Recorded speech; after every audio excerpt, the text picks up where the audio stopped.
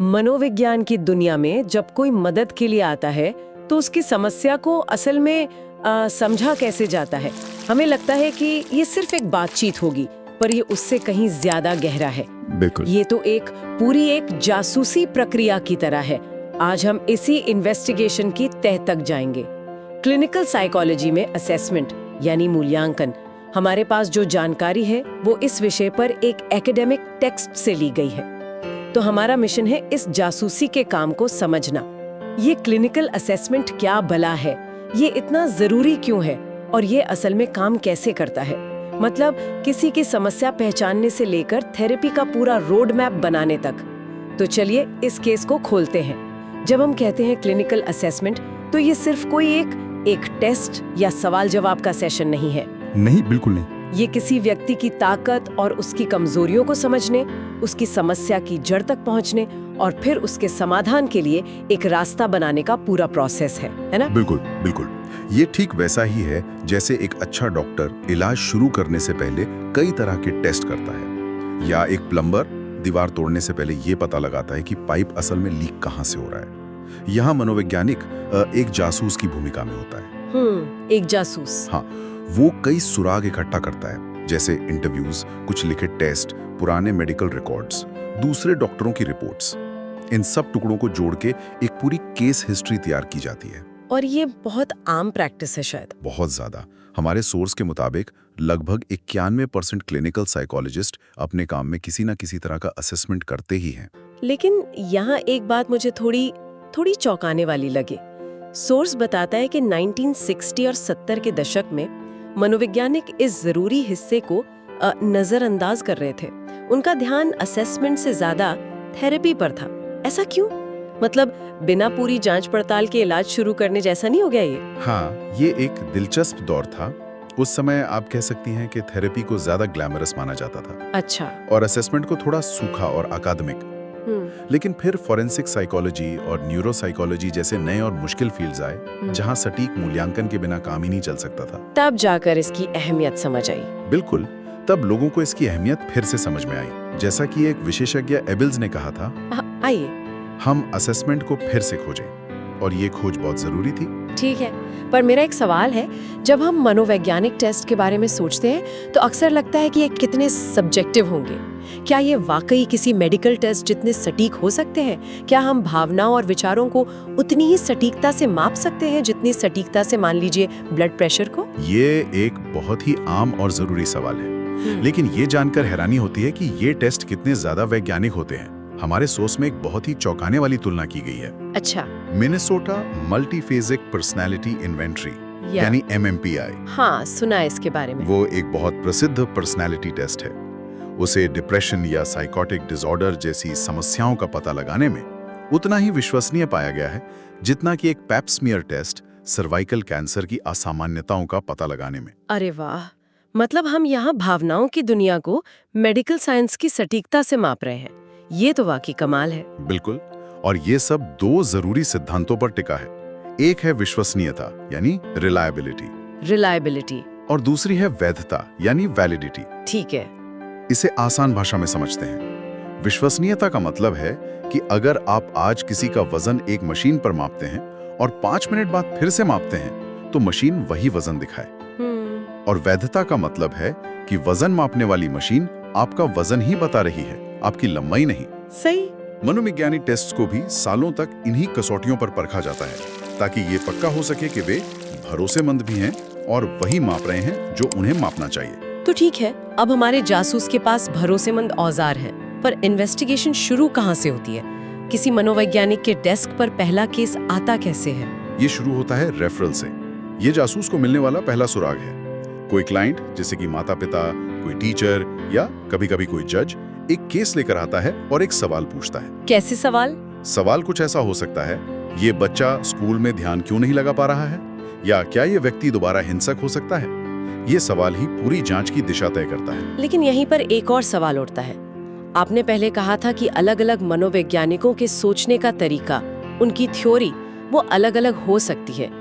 तो अगर एक ही केस दो अलग-अलग विचारधारा वाले मनोवैज्ञानिकों के पास जाए तो क्या वो अलग-अलग नतीजों पर नहीं पहुंचेंगे? क्या ये एक तरह का बायस या पक्षपात नहीं है? ये एक बेहतरीन सवाल है और इसका जवाब है हाँ, ऐसा बिल्कुल हो सकता है। हो सकता है कि उनके विश्लेषण का जोर अलग-अलग पहलुओं पर हो। जैसे एक साइकोडायनामिक मनोवैज्ञानिक शायद बार-बार होने वाले सिरदर्द को बचपन के किसी दबे हुए अनुभव से जोड़ेगा, जबकि एक बिहेवियरल मनोवैज्ञानिक उसे ऑफिस के तनाव का नतीजा मान सकता है। इसीलिए ये समझना जरूरी है कि असेसमेंट का गोल ये पता लगाना नहीं है कि कोई इंसान अंदर से असल में कैसा है, या उसका कोई एक सच्चा सार खोजना है। नहीं। तो फिर गोल क्या है? गोल सिर्फ इतना है कि समस्या को सुलझाने के लिए एक काम का नक्शा, एक वर्किंग मॉडल तैयार हो जाए। कहानी कौन सी है, इससे ज्यादा जरूरी ये है कि क्या वो कहानी क्लाइंट को बेहतर महसूस करने में मदद कर रही है या नहीं। समझ गई। तो एक बार शुरुआती सुरागों को समझ लिया गया, तो ये इन्वेस्टिगेशन थेरेपी के एक्शन प्लान को कैसे दिशा देती है? सोर्स के मुताबिक ये 4 बड़े तरीकों से मदद करती है। अच्छा। क्या इस व्यक्ति को इलाज की जरूरत भी है, और अगर है तो क्या वो इसके लिए तैयार है? असेसमेंट से व्यक्ति की प्रेरणा और मानसिक तैयारी का पता चलता है। ठीक है। और दूसरा है थेरेपी की प्लानिंग करना। ये जासूस की रणनीति बनाने जैसा है। रणनीति? हाँ, इलाज कहाँ होगा, अस्पताल में या बाहर? ये कितना लंबा चलेगा? क्या ये कोई छोटी नई समस्या है या कोई पुरानी गहरी जड़ें जमा चुकी दिक्कत? और किस तरह का इलाज दिया जाएगा? क्या मकसद गहरी समझ पैदा करना है या सिर्फ लक्षणों को कम करना है? ये सारे फैसले असेसमेंट से मिली जानकारी पर आधारित होते हैं। ठीक है, तो असेसमेंट से इलाज की योजना बन गई, लेकिन सबसे बड़ा सवाल, क्या ये सब काम कर रहा है? हम ये कैसे जानेंगे कि थेरेपी सफल हुई? बहुत बढ़िया सवाल। और ये सिर्फ मरीज के हाँ अब अच्छा लग रहा है कहने पे नहीं छोड़ा जा सकता है। यहीं पर असेसमेंट का तीसरा और चौथा काम आता है। तीसरा काम है इलाज के दौरान मार्गदर्शन। असेसमेंट से इलाज के लक्ष्य जैसे आत्मविश्वास बढ़ाना और संभावित बाधाओं जैसे मरीज का अपनी ही बात पर अड़े रहना या थेरेपिस्ट पर भरोसा न कर पाना, इनकी पहचान होती है। ये तो ऐसा हुआ जैसे कोई मुश्किल बातचीत करने से पहले आप सोच लेते हैं कि सामने वाला क्या-क्या कह सकता है और आप उसका क्या जवाब देंगे। असेसमेंट थेरेपिस्ट को यही तैयारी करने में मदद करता है। बिल्कुल सही कहा। और चौथा और आखिरी काम है मूल्यांकन। इलाज शुरू होने से पहले किया गया असेसमेंट एक बेसलाइन या शुरुआती बिंदु तय करता है। एक बेसलाइन? हाँ। थेरेपी के बाद दोबारा असेसमेंट करके ये ठीक से नापा जा सकता है कि कितनी प्रगति हुई है। इससे यह तय करने में मदद मिलती है कि थेरेपी कितनी सफल रही और इसे कब रोकना सही रहेगा। यह पूरी तरह से डेटा पर आधारित होता है। तो हमने समझा कि असेसमेंट कैसे थेरेपी का पूरा रोड मैप तैयार करता है। जी। लेकिन क्या होता है जब जासूस को एक नहीं बल्कि 2 उलझे हुए केस एक साथ सुलझाने हो? मतलब जब किसी को मानसिक बीमारी भी हो और साथ में नशे की लत भी। ये तो बहुत ही मुश्किल केस लगता है। ये एक बहुत बड़ी और आम चुनौती है जिसे ड्यूअल डायग्नोसिस कहते हैं। अच्छा। और यहीं पर सही असेसमेंट टूल की अहमियत और भी बढ़ जाती है, क्योंकि यहाँ गलती की गुंजाइश बहुत कम होती है। हमारे सोर्स में इसी स्थिति के लिए एक खास टूल का जिक्र है जिसका नाम है FAMHA, यानी functional assessment of mental health and addiction. FAMHA ये क्या करता है? ये टूल इस उलझे हुए केस की सबसे बड़ी गुत्थी को सुलझाता है। कौन सी गुत्थी? चिकन और एग वाली प्रॉब्लम। अच्छा। यानी पहले क्या आया, मानसिक बीमारी या नशे की लत? क्योंकि इसका जवाब इलाज का पूरा तरीका बदल देता है। अच्छा। FAMHA लोगों को 3 अलग-अलग समूह में बांटता है। अच्छा, वो 3 समूह कौन से हैं? पहला समूह है MISU, यानी मेंटली इल सब्सटेंस यूजर्स। इन लोगों में कोई गंभीर मानसिक बीमारी जैसे सिजोफ्रेनिया या बाइपोलर डिसऑर्डर पहले से होती है।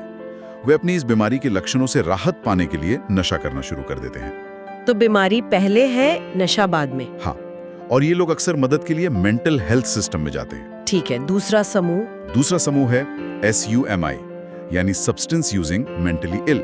ये लोग इसके ठीक उलट हैं। इनमें नशे की लत पहले शुरू होती है और बहुत ज्यादा नशा करने की वजह से उनमें गंभीर मानसिक बीमारी के लक्षण पैदा हो जाते हैं। ये लोग अक्सर मदद के लिए नशा मुक्ति केंद्रों में जाते हैं। और तीसरा समूह है MCSU, यानी मेडिकली कॉम्प्रोमाइज्ड सब्सटेंस यूजिंग, जिनमें नशे का इस्तेमाल किसी गंभीर शारीरिक बीमारी या चोट के दर्द से निपटने के लिए शुरू होता है। इसका मतलब ये हुआ कि इन तीनों समूहों के लिए एक ही तरह का इलाज काम नहीं कर सकता। बिल्कुल नहीं कर सकता। एक MISU मरीज जिसे पहले से ही गंभीर मानसिक बीमारी है, उसके लिए नशा मुक्ति केंद्र का सख्त और टकराव वाला माहौल शायद फायदे से ज्यादा नुकसान कर दे। सही बात है। और एक सूमी मरीज को मनोवैज्ञानिक मदद देने से पहले डिटॉक्स की जरूरत होगी। आपने बिल्कुल सही पकड़ा। एक गलत अप्रोच मरीज को इलाज से हमेशा के लिए दूर कर सकती है। फार्मा स्केल थेरेपिस्ट को इसी नाजुक अंतर को जल्दी पहचानने में मदद करता है ताकि इलाज सही दिशा में शुरू हो सके। लेकिन सोच में एक और हैरान करने वाली बात लिखी है। ये कहती है कि एक ट्रेन्ड प्रोफेशनल इस फार्मा असेसमेंट को सिर्फ 8 मिनट में पूरा कर सकता है। ये सुनने में तो बहुत प्रभावशाली लगता है, लेकिन क्या ये जल्दबाजी नहीं है? क्या 8 मिनट में किसी की मानसिक स्थिति और नशे की लत जैसी जटिल चीजों का सही मूल्यांकन हो सकता है? बिल्कुल, ये एक वाजिब चिंता है।